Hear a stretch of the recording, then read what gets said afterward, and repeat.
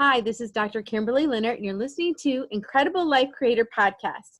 My guest today is Paul Hoyt. Paul Hoyt is the managing partner of the Hoyt Management Group and is a best-selling author. He has led hundreds of CEOs, entrepreneurs, and executives from around the globe through his unique journeys of growth and discovery. His expertise, strong passion, and comfort from the boardroom to the boiler room allows him to propel professionals and organizations from a myriad of different industries and experience to reach the business and personal success they want. Hundreds of individuals have been helped from his powerful coaching and mentorship abilities, guiding them in developing specific skills and knowledge to enhance their professional and personal growth. Paul has served on the faculty of the CEO Space Business Growth Conference for 10 years and spends his time as a mentor and consultant, board member, and financial advisor to dozens of companies, veteran entrepreneurial organizations, and many other nonprofit and other organizations across the country. Paul contributes his success in business and life to the practice of daily inner work and uses a technique called mind sequencing to get amazing results. Welcome to the podcast, Paul. Thank you so much, Doctor. It is a pleasure to be here with you today. Thank you. So why don't we start out by you telling us a little bit about you, where you grew up, how you started out, and you've been through several different changes in your profession and the things you're doing. So why don't you just start by telling us a little bit about you? Well, thank you. Well, I was born and raised in Kansas, spent some time in Oklahoma, Missouri, Texas, and Colorado, and then moved to California about 12 years ago to be closer to my family. As my wife put it, she said, Paul, I want to hug my kids more than twice a year. So we up and decided to move to California, where both of our sons reside. My older son has a wife and a 2.5-year-old granddaughter, was my granddaughter, his daughter, who is the absolute light of my life. So we enjoy our time here in California, and as much as we enjoyed the Midwest at all, as well. So the story of my journey, though, is one of 3 different careers. First career was 30 years in information systems. I started programming computers in 1970, a long time ago, with punched cards and paper tape and COBOL and assembler language and those things which are literally in the Smithsonian Museum today. I've seen them out there, and I was amazed to see the sorter that I had used in college in the Smithsonian Museum as an antique. And second career is as a business coach and business consultant. And I am in the process of transitioning to my third career as a personal development coach. All right. So a lot of different things. And from your bio that I read earlier, you've worked with many individuals and many companies in different areas, really different areas. So your expertise is expansive. Yeah. In the information systems, when I was doing computer programming in the 70s and 80s and 90s, the career was really taking off. So I had many, many different jobs. I think the average tour of duty was about 1.5 years for the first 18 years or so that I was in that profession. So I worked in companies, both large and small, many of them. But since I became a business coach and business consultant in 2001, now I've worked with hundreds of companies across all kinds of different industries. That has given me a really broad perspective on what it takes to be successful in business, and given me an opportunity to take things that I see in one industry and apply it to another industry to the benefit of my clients. Yes. And I'm always interested in how people pivot or change from one profession to another. So you were in the information for a long time, and then you changed. So what caused you to make that decision? Well, before the recession of 2008, there was another recession in 2000, which we were just recovering from as a country when September 11th or 2001 happened. So that delayed the recovery quite a bit. But during that recession, the company that I was working for, managing a $20 million business unit for a large global telecommunications company, a division of them, really went south and went under. So I found myself on the street along with 50 or 60,000 other people who were still on the street at the height of that recession, and decided that I wanted to remake my career, that I never wanted to put myself in a position of having the rug pulled out from underneath me like it had been with that experience. And so I decided to jump and join my own business or start my own business. I'd had my own business before from 1980 to 1985. So I had some experience in what it was like to be an entrepreneur. And at that point in time, I was about 50 years old, and I decided, I'm going to do it again. And this time I'm going to be a business coach and a business consultant, because I'd had so much experience in a wide variety of industries. And being in information systems, by the way, gives you a perspective of a business that a lot of different departments don't see, because we serve all of the departments at the business. We work with the accounting professionals, the sales team, the HR team, the executive leadership.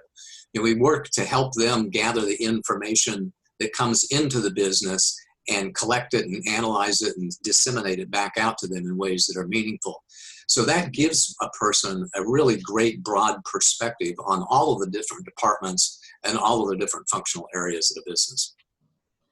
Wow. And I'm also wondering this. So when you switched from one thing to the other during a recession, you became a business consultant, a business coach.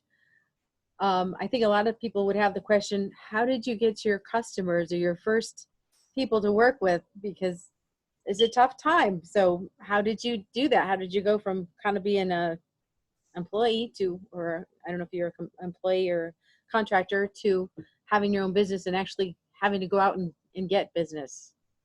Well, the first clients were the people that I knew in my network, people that I'd worked with at various companies. Because I'd worked with for so many companies, I had a fairly substantial network. So I, sent out messages and picked up the phone and called people until I could find a project or two to work on. And that first year, I was more focused on doing project management work for larger companies, subcontracting with other consulting firms that I had known. And then I took some courses and I got some training, and I began to join some communities around transitioning my career to the business coach and business consultant. And then it was a matter of simply networking, joining chambers of commerce, joining a Rotary organization, getting my name out there, doing what I could with seminars and workshops. They didn't have meetup groups back then, but you could still work with a chamber of commerce or some other service organization to do a seminar or a workshop on success principles in small businesses, and began to do just generic, organic kind of networking and lead generation that way. Mm-hmm. And if you were consulting with someone who's like, they had a startup, yeah, how would you advise them to do marketing today? Well, that's not the first question I would ask. So the first question I would ask is something like, where are you today and where do you want to go? I am focused and bound and determined to do everything I can to help my clients accomplish what they want to accomplish. And so the first questions I have to ask are, what is it that you would want to accomplish?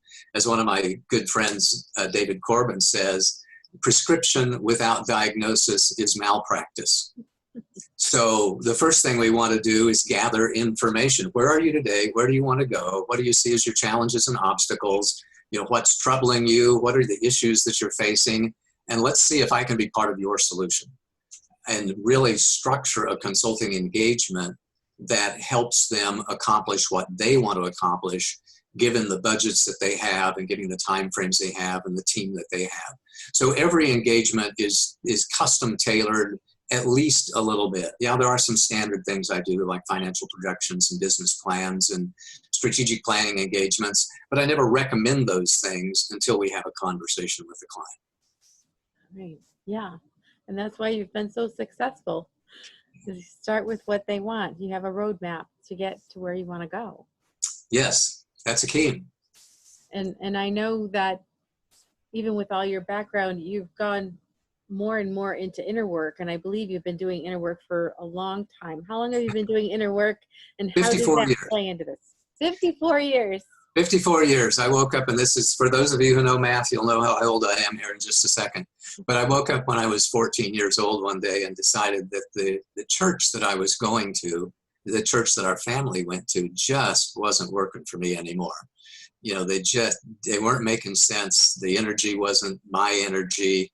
I really figured out that I needed to get out of there. So I began to study other religious systems, Eastern religion, the mystical religions, doing what I could to become a smarter and wiser person by studying a lot of other religions. I remember I figured at the time that I would be a fully enlightened, conscious person. I was guessing probably in about 14 years. I thought by the time that I was 28 that I would be, one of those Indian gurus levitating off of the lotus pads or something. It hasn't quite turned out that way, but I've never regretted the decision to focus time and energy on doing that inner work, of having a daily practice, of really wanting to be a stronger, wiser, more loving, kind, peaceful, and happy person day after day after day. Yes. And now you've been married for how long? 44 years. 44 years. Yeah, 44 and a half years. Yeah. Your daily practice, how does that affect your relationship with your wife, with your family when they were growing up? I have a really great relationship with my wife today.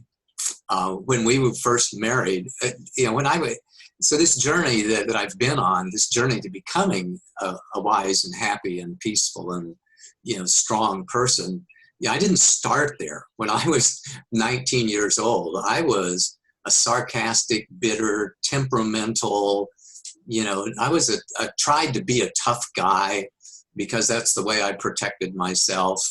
I had this severe competitive edge. And for a long time, I was the smart guy who had a temper. When we first met 45 years ago, neither one of us was nearly as beautiful as we are today to be around. She had a tough childhood, and I was not a very charming person some of the time. But we both have grown together. So what I find is that as I have grown into being a more loving and kind person, that she has grown into being a more loving and kind person as well. And I think a lot of that is because she doesn't feel threatened by me. I don't get angry anymore. I get, a little bit annoyed every once in a while. And likewise, she gets a little bit annoyed every once in a while. But for the most part, we haven't had one of those knockdown, drag out, whatever arguments in years. I can't even remember the last time we had anything approaching a shouting match at each other. It's so as I have done my inner work and as she has done her inner work, as we have both evolved into people of higher consciousness and greater wisdom and more love and light, the relationship has blossomed as well. Yeah. And I met you at CEO Space in 2014. Yeah. And my perception of you was a very calm, Zen kind of person. I just felt very peaceful being in your presence. So when you were telling your story about being kind of the opposite, I couldn't even imagine you being that way at this point. I am blessed and immensely grateful that I get that a lot. When I tell people that at 19 years old, I woke up one day and figured out that I was only happy 2% of the time. Literally, of course, my mathematical, organized, empirical mind thought that I'm awake 16 hours and 40 minutes a day. That's 1,000 minutes a day. And I'm only happy about 20 or 30 minutes a day. That's only 2 or 3% of the day. The rest of the time, grumpy, upset, even angry a considerable amount of the day. So making that switch from being upset and angry, most of the time and only being happy 2% of the time to being happy 99% of the time has been the work of my lifetime. Yes, yes. And when you first started out, besides studying the different religious texts, did you start with meditation or prayer? I started with meditation at 19. So, for the first 5 years of my journey, I was really focused on wanting to become a very powerful person. I literally wanted to become a wizard or a sorcerer. I wanted to be one of those people that could cast spells on people and curse people in some way to protect myself in some way. until I had an experience where I felt like, I was starting to get some of that power, that I really was starting to tap into that. And that scared the crap out of me, because I also knew that I was a temperamental, angry young man. And I thought that continuing the pursuit of power would be like putting a loaded gun in the hands of an angry young man, and it just was not going to turn out well. So once I got the crap scared out of me with a few kind of mystical, strange experiences, I decided to focus instead on, I think at the time it was knowledge, wisdom, and love. And I began transcendental meditation at 19. And I learned to meditate, which I did twice a day for, I would say 90% of the days for the next, 10 or 15 years. So I finally, by the age of 30 or so, after I'd been doing that for 10 years or so, I had flipped that. So instead of being, only happy 20% of the time, I was that positive, upbeat, go get 'em, high energy guy you wanted to work with, highly intelligent, wanted to get along with everybody, but I still had this edge. I still had a temper. I still was given to bouts of anger and even discouragement. I still had this 2 or 3% of me that was not what I wanted to be, this shadow energy, this dark energy about me. Some 20, 30, 40 minutes a day, something would piss me off, and I would get angry at somebody or pissed off or grumpy at something.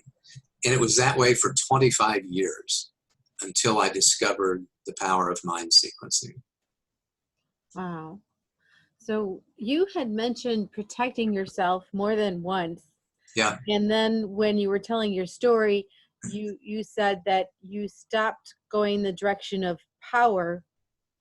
Yeah. Because you were protecting others. Well, mostly I was protecting myself. Protecting, honestly, I'd like to be altruistic and say I was thinking of other people, but the bottom line is I was afraid for myself. I did not want to go down that dark. It's really like the movie Star Wars, right? They say that anger and fear leads you to the dark side. Mm-hmm. Well, I had that revelation when I was 19 years old, 40 years ago, mm-hmm. that my anger and my fear would lead me to the dark side. So, while I'm sure that other people came into that equation at some point in time, I'm pretty sure that 99% of the reason I decided to abandon that course and start focus on being a loving and wise person was to protect myself. And do you still feel the need to protect yourself? Do you know why, as you were growing up, you really felt that need to do that? Yeah, I've explored my own personal development for years and years and years, and that's part of what I teach other people to do and guide them through that process of understanding the nature of the subconscious mind and how it is incredibly powerful, much more powerful than our conscious mind, and focused on safety and survival. So we all develop these childhood survival strategies, these belief systems, this truth that we hold to be sacrosanct in our own subconscious mind when we are young people, and then we spend the rest of our life discovering the flaws in that early childhood decision making and overcoming it. But the bottom line is the subconscious mind still seeks to protect us. And in this level of self-awareness that I have now, I see that, a half a dozen times a day. A temptation to be a little annoyed, a temptation to be bothered at something, a temptation to be grumpy, a temptation to be frightened in some way. So I still see that the subconscious mind is still there. All of the crap that I felt when I was 19 years old, I still feel, but it's at like only 1% of the level that I was experiencing it 40 years ago. Yeah. And so you developed mind sequencing. So yep. That's a new term for me. So why don't you explain what that is and how it's used? I'll start with just a little bit of story. I woke up on October the 31st, 2004. In a grumpy mood, because I usually woke up a little bit grumpy and, oh God, I got another day, and oh, this hurts, and whatever. So I went down to my computer and I was just pissed off. And I was pissed off, and I said to myself, I've been working on trying to be the best person I can be for like 30 years or 35 years. And if I could just remember the stuff that I've learned over the years, I know that I would be a healthier and happier person. And it occurred to me in that moment to ask myself the question, if you were going to remember some important things, what would those things be? So I started writing myself a little message. Remember, when you are in the timeline of your life. Remember who you are to the people who are around you. Husband, father, son, nephew, cousin, uncle. Who you are in relationship to the rest of the world.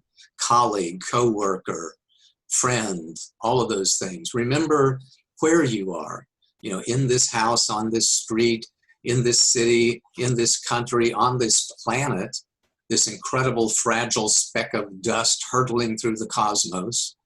Remember why you are. Remember this incredible power you have and this beautiful spirit that we all have. And it became this wonderful message to myself, this spoken word message that lifted me up whenever I listened to it. I recorded it, and published it. It called the message, Remember, a simple and powerful way to your awakening, or something like that. And I listened to it probably 1,000 times over the next 3 years. And every time I listened to it, except maybe just a couple of times, it lifted my spirits enormously, much more so than any other type of meditation had ever done. So this, the principles of writing yourself a message that is significant to you and making it a deeply passionate message, and then revisiting it time after time after time to keep focusing your attention on that, was a very powerful message. But what I also found was that when I listened to it in the morning, my spirits were elevated tremendously, and then I'd go to work and my consciousness and my vibration would keep lowering throughout the day as the stressors and the challenges and the problems and the issues came up. And then I would lift myself back up in the evening. And I realized that while it was really important to do these meditations in morning and evening, that what I was thinking and feeling the other 95% of the day was really important too. And the only way I was ever going to close that gap, the only way I was going to be in that high vibration all the time, was that every time I became aware that I was not there, to find a way to shift my energy back as quickly as possible. The Bible says, pray without ceasing. And that's what the mind sequencing approach has done for me. It's giving me the techniques to shift my vibration back, to focus my attention back on the person that I want to be, and holding the vibration that I want to feel whenever I think to do so, whenever I become aware that there's a gap. Wow. So when you were doing the meditation of remembering and you recorded it, yeah, could you give us examples of kind of maybe a message you would tell yourself, like the kind of things that would come up? Well, the message went around the who, what, when, where, and why, the common journalistic framework and structure, with the addition of remembering the beautiful spirit within and remembering the power that you have. So I would start with remembering who you are, father, husband, brother, cousin, etc. And then remember when you are in the timeline of your life. And remember where you are, on this beautiful planet. And remember what you are, child of God, spark of divinity. As I said in that book, a drop of consciousness in the sea of God's mind, living an illusion of separation and mortality. And think about why you are, what your purpose in life was. I was never blessed with being visited in a dream by an angel who said, Paul, this is your contract, you should do this. Lord knows I've prayed for that experience, and I've known people who've had that experience, but I personally have not had that experience. So I chose my purpose in life. And my purpose in life was to be in the highest vibration possible at all times and to help other people do the same. And that remains my chosen purpose in life today, to be in the highest vibration possible at all times and to help other people do the same. Then I'd remember this beautiful spirit that I had within me, that you have within you, that all of the listeners and watchers have within them. It's the same stuff. It's the same spirit. It's this connection to divinity that's there and possible for us if we just tune into it and focus our attention on it and willingly draw that energy into our life. And remember the power that I have to focus my attention and shift my energy whenever I choose to do so. So that's essentially the message of the Remember CD that was so profoundly meaningful and helpful to me. And the mind sequencing, is that something you do during the day to actually shift when you notice that you're kind of losing ground? Dozens of times. You know, whenever I become aware that, hey, I'm not right where I want to be, that I'm just feeling a little bit complacent, I'm a little bit flat, maybe even a little low energy, or particularly if something annoys me, you know, then I say, you know, that's not the way I choose to live life. That's not my highest vibration. And I walk a path back from where I am to where I want to be. And that's the sequencing part of mind sequencing. We've probably all heard about structured self-talk and positive affirmations and mantras and all that. As a computer programmer, what I realized was the best way to get from point A to point B was to take a series of steps. Step 1, step 2, step 3, step 4, step 5. That's the way my mind works. So mind sequencing then is to make that shift from where you are today or where you are in the moment to where you want to be through a sequence of small and easy steps to shift your internal state of being with an intention and a purpose in mind, something that you can do anytime and anywhere. You know, for example, very, very simple mind sequencing technique and a very basic technique is called align, breathe, and smile. So I invite you to do this with me. First step, and all the listeners too. First step is to align. So we just sit up a little bit straighter, maybe shrug our shoulders, maybe roll our neck a little bit, adjust our posture in some way, and align our body in such a way that we feel a little more energy, a little more ease, a little more power running through our physical body. Step number 2 is just take a breath and blow it out. And when you take a big breath and blow it out, we naturally release some additional tension and stress. And the third step is just to smile. Just to smile. For no reason at all, just choose to smile. That align, breathe, and smile technique is a very simple technique. It's a stepping stool that you can use to lift your spirits just a little bit anytime that you want to do that. So you can do it, you know, when you're in the middle of a meeting. You can do it when you're in the middle of a phone call. You can do it when you're in the middle of a live interview podcast. You can do it in your car when you're anytime. It's one of those techniques that you can use anytime and anywhere. Meditation is great, but usually it involves closing your eyes and sitting still for 5 to 30 minutes. And you can't do that when you're walking down the hall at your office. You can't do that when you're getting ready to go into a phone call. You can't do that when something comes into your life and all of a sudden you sense a fearful and anxious response to something. But mind sequencing techniques you can do anytime and anywhere. They can be as short or as long as you want.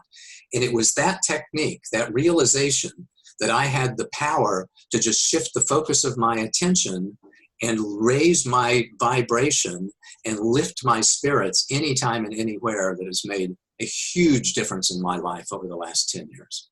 And that is so powerful, because no matter where we go, even if we're in a happy place, stressful things can happen. You know, you can be having a family outing, but someone decides to, you know, dump something or spill something or do something that just causes everybody to be upset, or somebody's late. Yeah. Or, you know, at the office, I know a lot of people sit there at their computers. So I'm an optometrist, so I talk to people about their eyes and their stress at the computers, and they're very stressed out sitting in front of that screen. But they could do that. And you might keep that on. Yeah, you might just do that. Okay, you could say to them, you know, that as we get started here, just do me a favor and, you know, shift your posture just a little bit. And I get real comfortable. I want you to be very, very comfortable in your chair. And then, you know, just take a breath and blow it out and let some of that, and, you know, and now we can get started. You can suggest that to them and let that experience of working with you being even more wonderful than it would have been otherwise. Yes. Thank you. Oh, you're welcome. Let me know how it goes. Yeah, I definitely will. So When you're working with your clients, I know you're working with business clients and, you work with personal clients also. Do you integrate that into the business coaching you're doing? You bet. So there was an interim in between being a pure business coach and business consultant.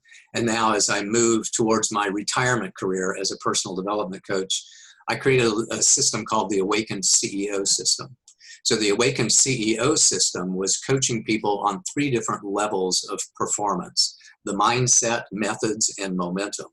So the methods is the plan that you use to do your work, and momentum is established when you take action repeatedly over time and build energy towards something.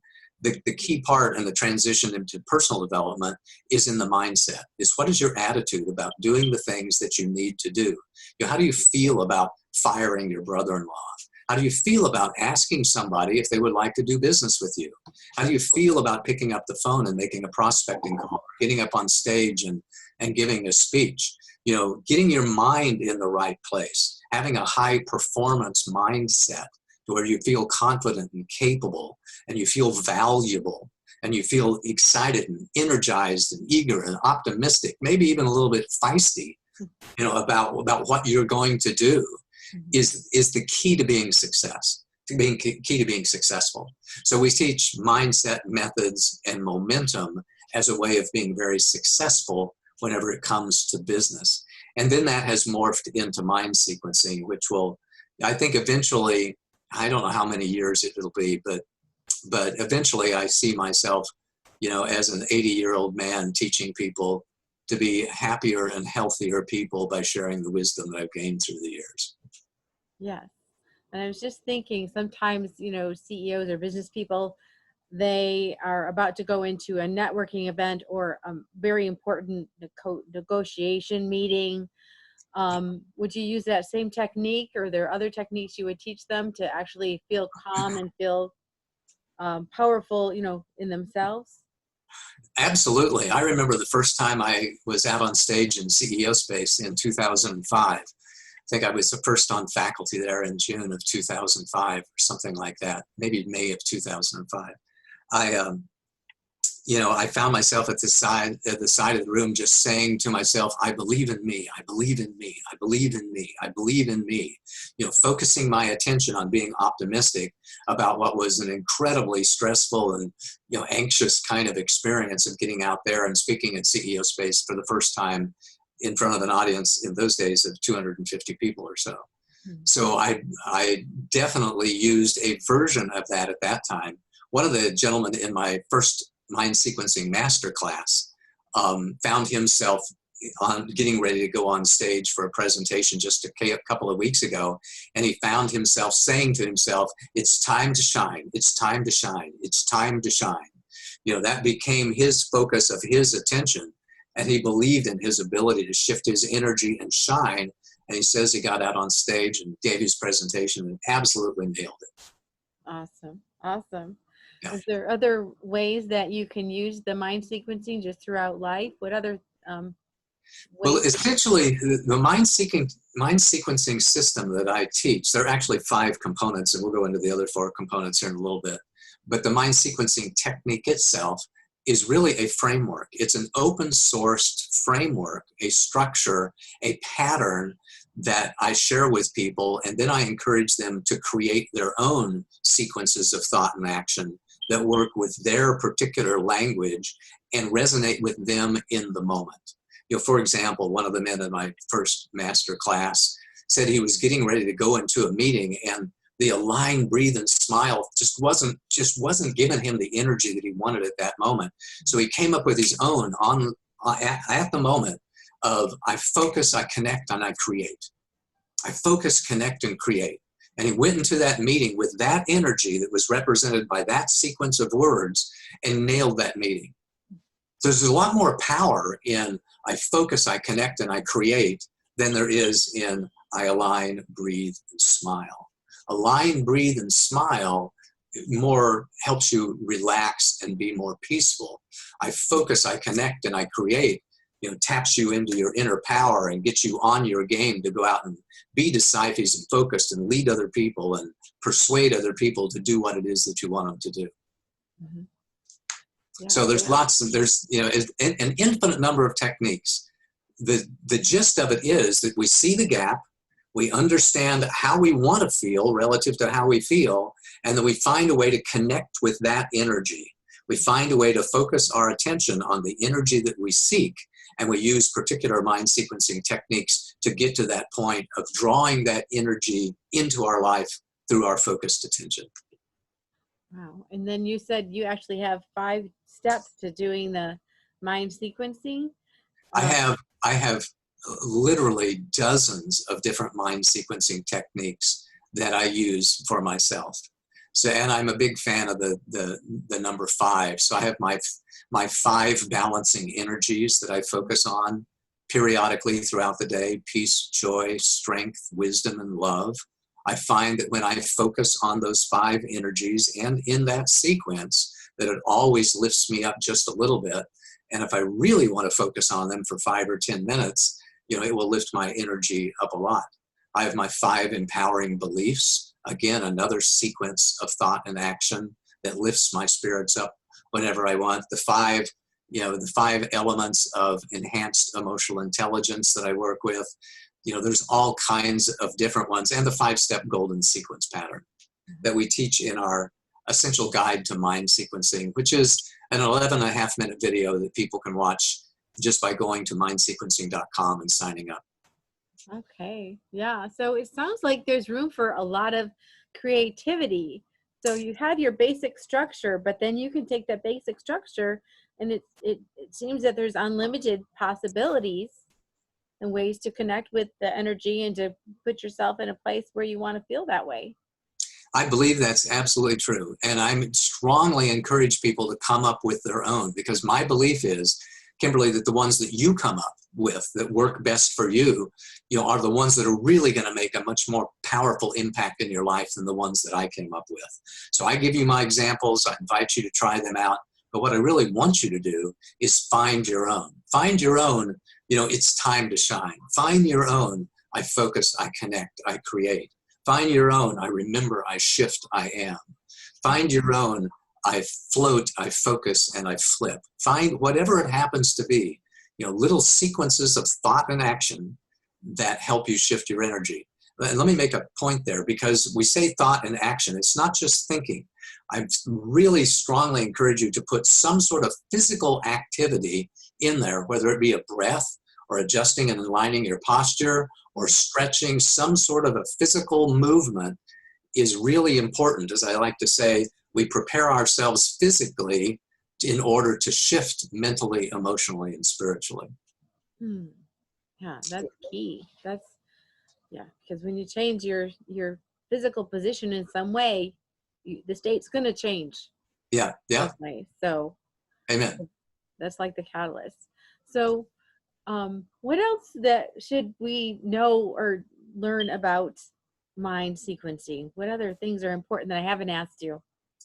My intention is to release an information product in the next, I would say 90 days or so, perhaps in the early part of 2020. But for right now, we're teaching people the techniques and the entire mind sequencing system through our master class, which is a 60-day coaching program. It's 60 days because science has shown that on average it takes 66 days to form a habit. And we want people to actually form the habit of mind sequencing periodically throughout the day. So that is the primary focus for the master class, is helping people form that habit. We have a weekly meeting, every week. There's 10 weekly sessions in a master class, and we get people to really embrace that habit in their life and begin to tap into the power they have to shift their energy.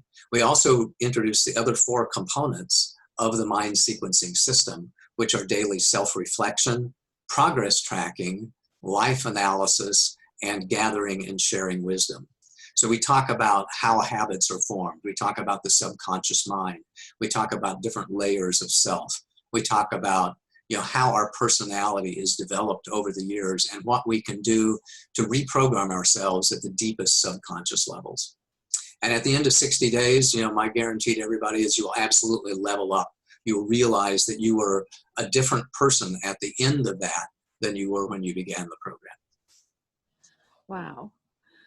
You have such a wealth of wisdom, and I know you've written several books. And are some of those books on mind sequencing, or this is all something you're just starting out to This start is publishing? all pretty new. I've published 5 books, 2 business books and 3 inspirational works, and I've written 7 other books that have not been published yet. So every morning, as I do my daily meditations and self-reflection in the morning, I'm on the lookout for insights. And when I get one of those little insights of something that's meaningful to me, I write it down. And then when I get a whole bunch of those, I share it with other people. So some of the books that I have written are one called Levels of Creation, which talks about the difference of creating on the physical plane versus on the spiritual plane. I've written some follow-on books to my Practice of Awakening series, which is collections of little insights and messages that I've gotten throughout the years. And the one I think I'm going to publish next is called Surprises on the Road to Enlightenment, which is right now about 75 surprises that I have learned over the course of the last 54 years of this journey that were quite amazing to me along the way. Wow. Would you like to share one of those? Well, the first one, number one, is this greatness that we have within each one of us. Some people are never told that as children. They're told to behave. They're told to stay out of the way. They get the message in so many words that, you're upsetting me. You're responsible for my health and happiness. You're a weak little kid. You're a bother. You're a trouble. You're a nuisance to me in some way. Just keep your nose clean, stay out of trouble, and get out of my way. God bless them. They're taught that from the beginning. They're not taught about the incredible greatness that we each have within us. They're not taught that we each have this divine connection, that we are all sparks of divinity, that we are all drops of consciousness in the sea of God's mind, living an illusion of separation and mortality. And we all have this incredibly awesome potential. All we need to do is believe that we have that potential and focus our attention on that energy, and we will draw ourselves closer to it and draw it closer to us.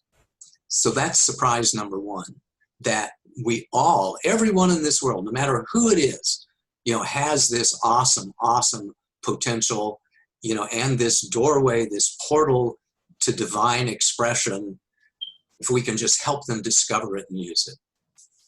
As you speak, my heart is just full. Good. Full as I'm listening. It's simple, but it's such profound wisdom.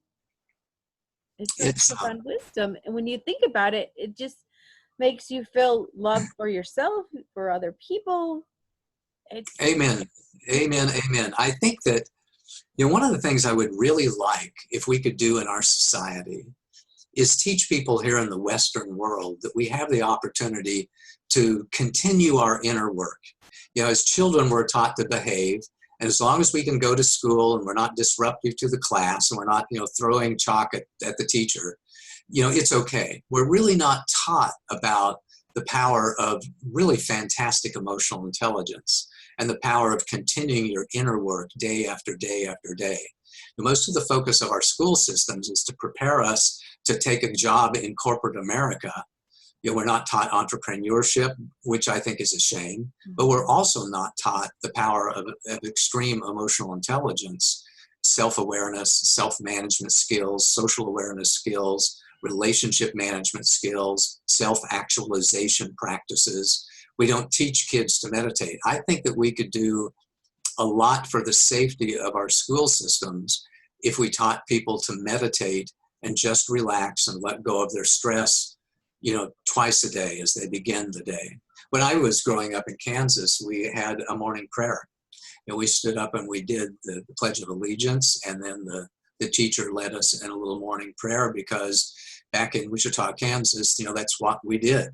Until we became a more cosmopolitan, and those prayers somehow began to be troubling to people, who didn't pray in that particular way.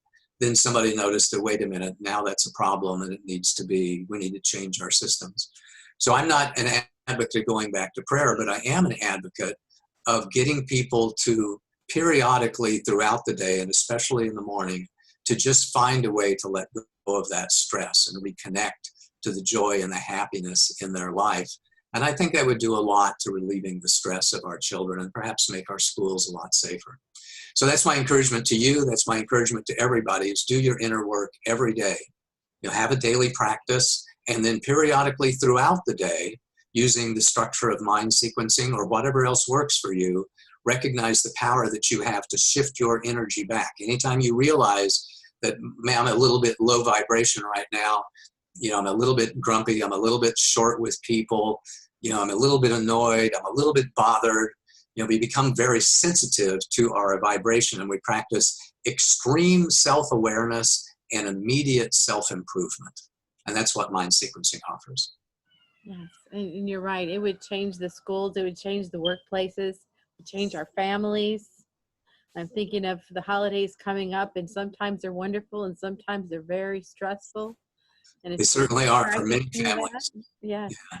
I wonder I wonder what the percentage is. I wonder if the percentage is that, only 30% of the families, have troubles over the holidays. Or I wonder if it's even higher than that.